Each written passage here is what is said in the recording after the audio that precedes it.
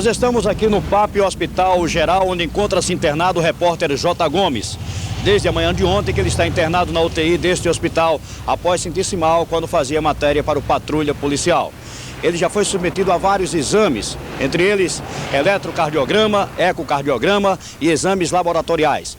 O último boletim médico divulgado agora há pouco pela médica Maria José, que está acompanhando o repórter, dá conta de que ele vai sair deste hospital dentro de mais alguns instantes, sendo acompanhado por uma equipe médica até o Hospital São Lucas, onde vai ser submetido a um cateterismo. Esperamos então que seja divulgado logo o resultado deste exame. Ele acaba de nos passar também um bilhete.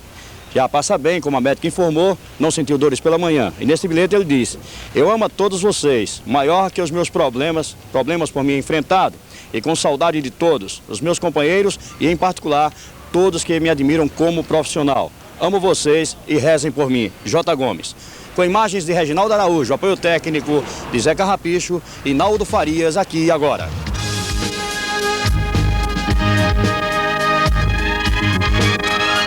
A equipe médica que operou o repórter J. Gomes já está aqui conosco e vai falar da situação em que primeiro o repórter chegou aqui no Hospital São Lucas. Doutor Itamar, como foi que o senhor recebeu o paciente?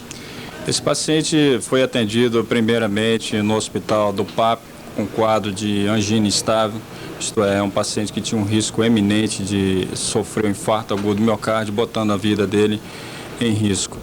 E nos foi encaminhado primeiramente para diagnóstico, onde ele foi submetido a um cateterismo cardíaco.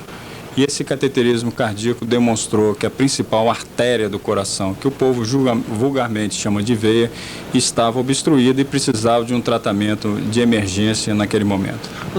Doutora Ludmila, que procedimento foi adotado na mesa de cirurgia? Então, aí procedemos à dilatação dessa coronária, né, que como o Itamar já disse, que é a principal coronária. Foi dilatado com um balãozinho. A gente coloca um catéter que tem um balãozinho na ponta, insufla o balãozinho, ele esmaga a placa de gordura e o sangue volta a passar nesse local. Em seguida, colocamos um outro catéter com uma gradezinha de aço montada por cima. E esse outro catéter, também com balão, ele foi colocado no local onde havia obstrução e foi insuflado. A gradezinha foi liberada contra a parede do vaso para permitir que esse fluxo volte ao normal e não volte a entupir. Doutora Sanali, como é que está o estado do paciente nesse momento?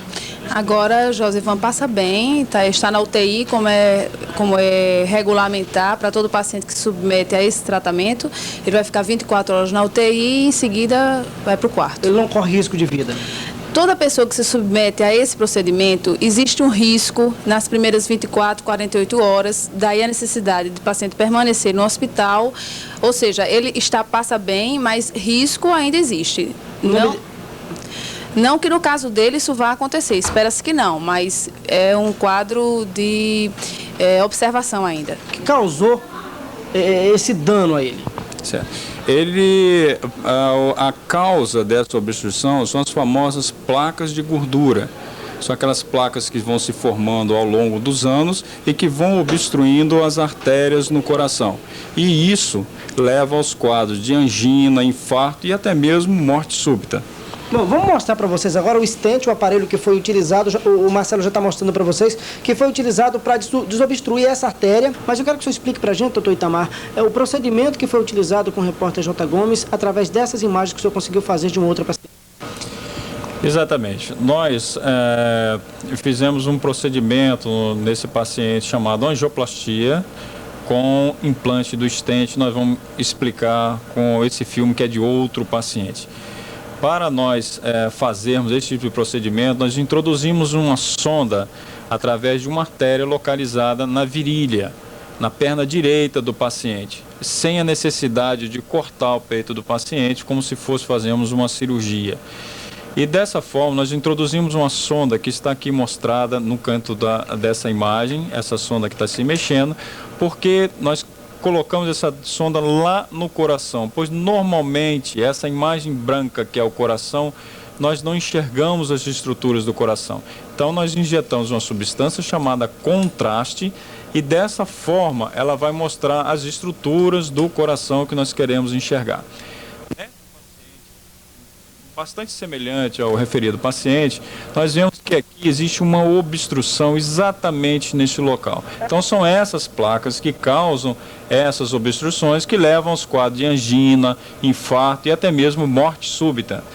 Então essa é uma obstrução grave, essa doente estava com angina muito importante, dizendo que, traduzindo para a gente que, se ela não fosse desobstruída, essa doente tinha um risco eminente de infarto. Ou seja, o que poderia acontecer é uma obstrução total da principal artéria do coração. Isso, ou qualquer outra, mas nesse caso aqui é principal. Então se ela obstrui, essa região que ela nutre, porque as artérias elas levam sangue, que contém oxigênio e os nutrientes ao coração. O coração é uma bomba, ele não tem reserva.